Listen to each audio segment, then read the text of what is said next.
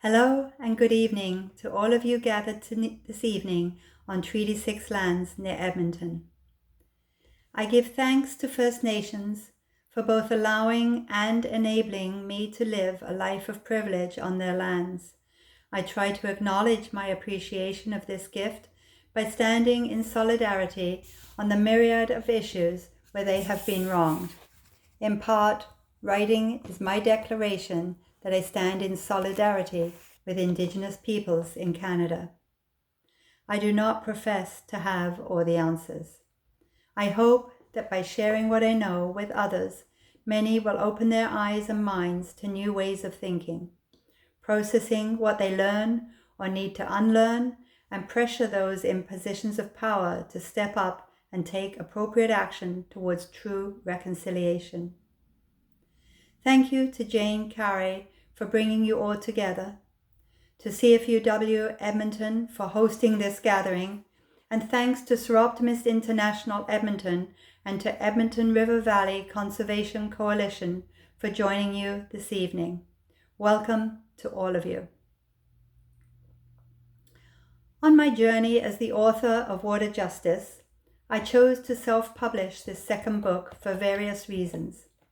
Unlike my first memoir, this is a call to action, a genre very few traditional publishers focus on. The publishing timeline also concerned me, as conventional publishers' lengthy process risks the book becoming outdated before it even reaches readers, which would undermine its entire purpose. The publishing industry is facing extreme challenges amid competition from ebooks, audiobooks, and the growing dominance of Amazon. You will notice how few books are now sold at airports, a great indicator of where the industry is heading. For most authors, recovering costs is unlikely, and building a career from writing alone is rare. Until authors such as Andrew Coyne can give up their paying jobs, we can all assume none of us write to make money. I am no exception. I would need to sell over 3,000 copies just to break even, while many self-published books only sell a few hundred copies. I quote James Baldwin at the beginning of my book. "You write in order to change the world.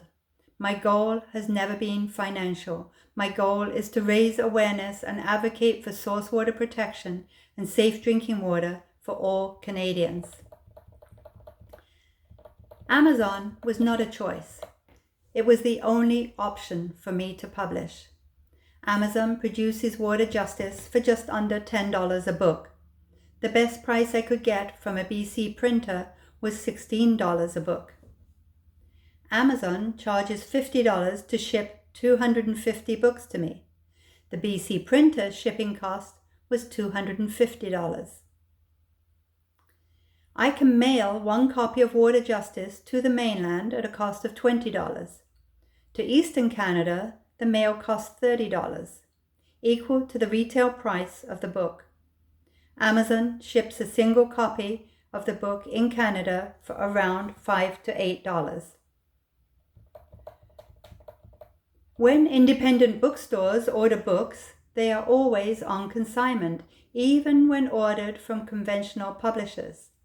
Any books that do not sell are returned to the publisher, which in turn debits the author's royalties, not just for the books, but also for the shipping costs of the returns.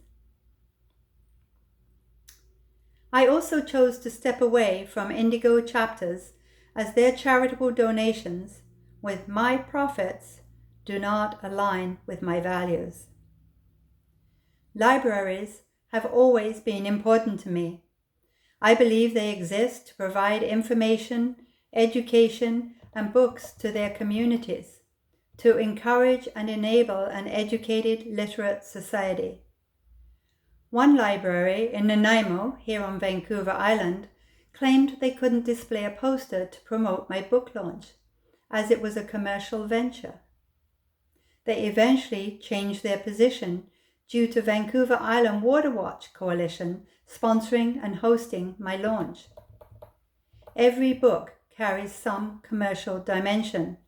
It is a reality living in a capitalist society. When I hear statements like this, I feel they are based on misinformation, individual biases, and inappropriate use of power, which sadly has become the norm in our society. I wonder why one person or one group see water justice as a commercial venture while others see it as advocacy.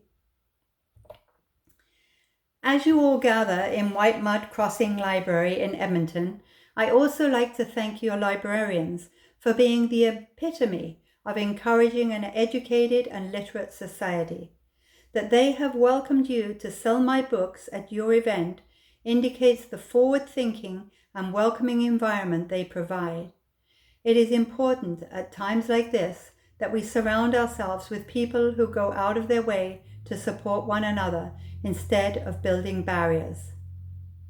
One of the challenges for First Nation leaders, which I document in my book, is how they determine who their allies are. I now realize it is not only a challenge for Indigenous leaders. I am humbled to share that water justice is available at every library across Canada and every independent bookstore, though you may need to make a request. In water justice, you'll discover the critical fight for safe water, the organizations working towards that goal, and the individuals dedicating themselves to this cause. I hope it moves you to advocate for change. I'm deeply grateful to CFUW Edmonton for hosting this gathering, also to Sir Optimist International for their ongoing support, and to the National Council of Women Canada for taking their support to the next level by hosting a national open letter writing campaign. I warmly invite you to sign and join the call for legally enforceable national drinking water regulations rooted in source water protection. Please visit NCW Canada for the link to the open letter campaign. You may also access the letter from my homepage on my website, susanblacklin.com. I am always available via Zooms to make presentations, answer any questions, or facilitate discussions. Please write an honest review when you finish reading my book.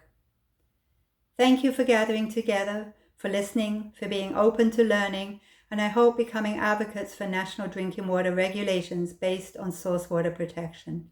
Thank you to all of you. Enjoy your discussion this evening. I wish I could be there in person, and I will be thinking of you. Thank you again for the support from every one of you. Good night.